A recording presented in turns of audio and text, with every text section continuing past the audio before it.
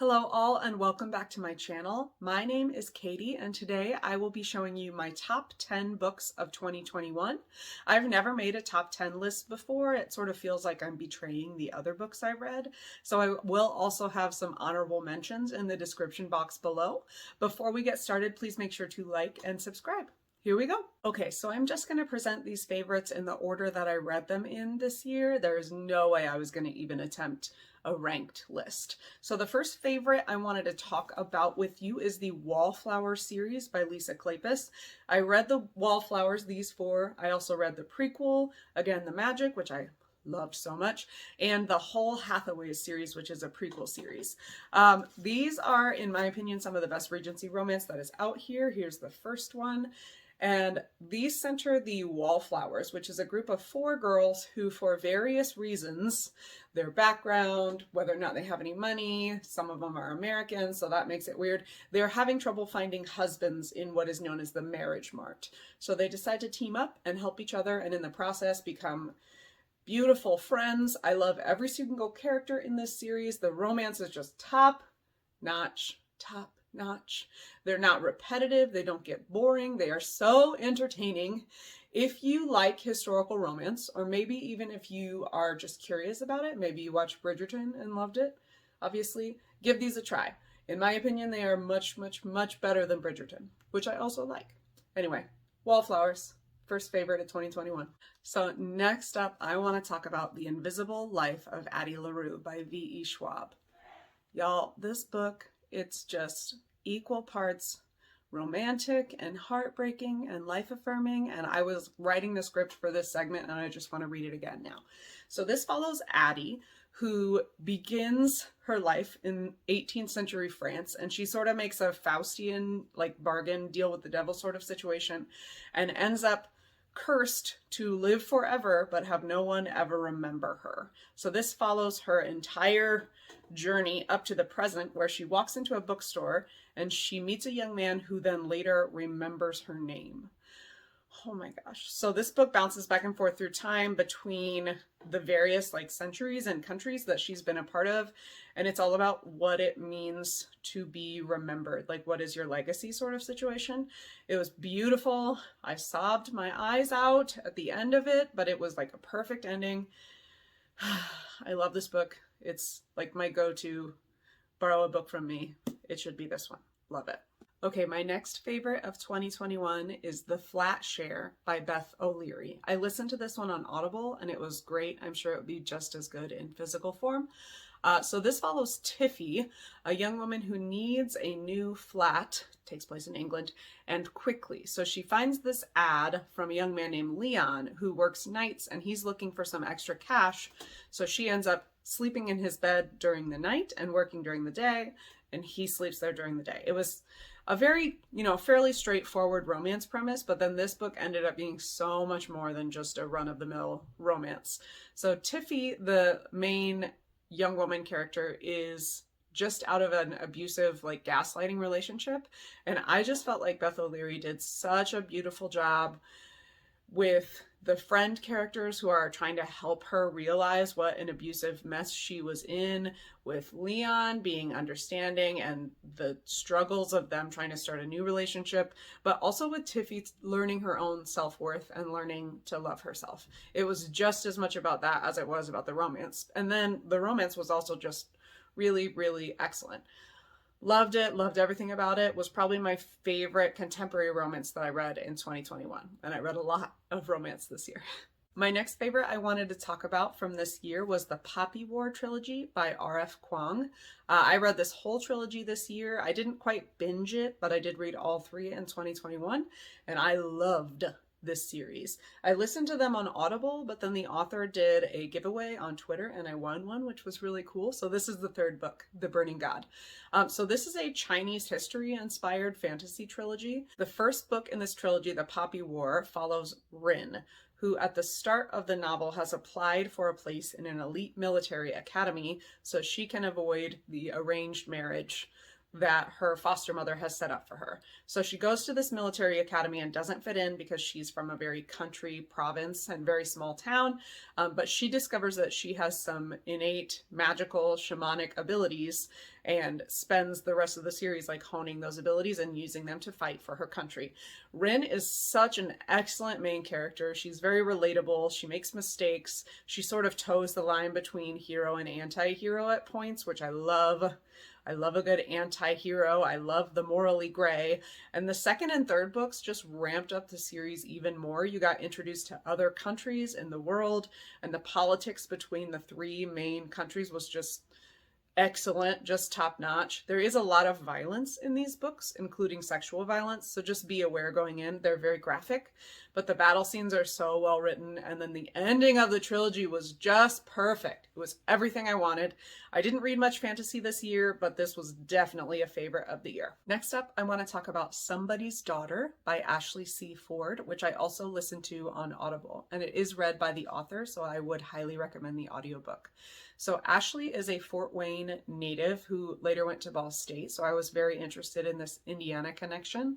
Plus, John Green recommended this book, and pretty much anything he recommends, I know that I will love it, and this one was not a disappointment. So this follows Ashley's childhood and adolescence, during which time her father was incarcerated. And so you're following her as she idolizes her father, even though she does not really have very much of a relationship with him other than through letters that he sends her, in which he's very kind to her and complimentary. So you're watching her love for her father, which I don't want to discount, but at the same time watching her sort of fraught relationship with her mother. And the farther along the book goes and the more you learn about her father and the crime that he committed, the reason he's in prison, the more you come to understand her relationship with her mother. It was just really honest and insightful. It's one of the best memoirs I've ever read, and you should read it. It's beautiful. Just FYI, there are depictions of sexual violence in Somebody's Daughter, so if that is something triggering for you, just be aware, be careful. My next favorite I wanted to show you today was One Last Stop by Casey McQuiston. This was probably the book I was most looking forward to for 2021, and it did not disappoint, which is incredible considering how much I love Casey McQuiston's first book, Red, White, and Royal Blue. I actually don't have either of these books on my person right now. I've let them both out to other people to read, so that's okay. So One Last Stop follows August, who is a 20-something who's very cynical and lost, and she's one of those people that just doesn't see love and close family and friend connections in her future. She's used to being alone. So one day on the Q train, she spills coffee on herself and is sort of rescued by this beautiful punk rocker, gorgeous girl named Jane. And Jane quickly becomes August's favorite part of her day. They talk on their commute every single day. Come to find out though, Jane doesn't just look like a 70s punk rocker chick. She actually is from the 1970s and has been displaced in time. So I thought that was a really fun premise. The romance was super, super good. Beautiful sapphic romance. And then the found family, the roommates that August lives with in New York, also just make the story 100 times better than it already would have been. I also really liked how Casey McQuiston uses that whole time travel 1970s element of the story to shed some light on some events that happen in queer histories. I thought that was super interesting and just pushed the story up another couple of notches for me.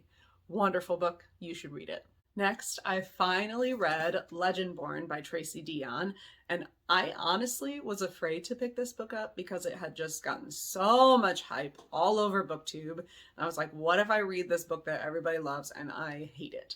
Nope. Turns out that this book has ruined me for subpar YA fantasy for the rest of my life. I just feel like Tracy Deonn is the future of young adult fantasy. So in this book, we follow Bree, who is 16, and she ends up enrolling in a boarding school type of program for bright high school students through UNC Chapel Hill. She enrolls in this program to escape the grief she has over the sudden loss of her mother in a car accident.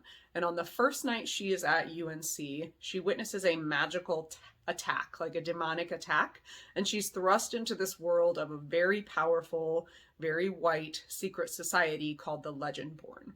This book has been called an Arthurian retelling, and the Arthurian legends are very much a part of the story, but it's so much more than that. The exploration of grief, and particularly of racialized generational trauma in the South are just like next level amazing. I can't say much more than that because there are some really cool twists and turns in the story, and I don't want to spoil it because I'm so glad I went into this book knowing next to nothing about it other than that it's amazing. There's a love triangle, and I haven't seen a good love triangle in YA fiction for a minute, so I'm very excited to get the second book in my hands. This is one of my all-time favorite YA fantasy novels. My next favorite will surprise exactly no one, and that was The Anthropocene Reviewed by John Green. I am obsessed with John Green. I would call myself a super fan. I love all of his various YouTube channels.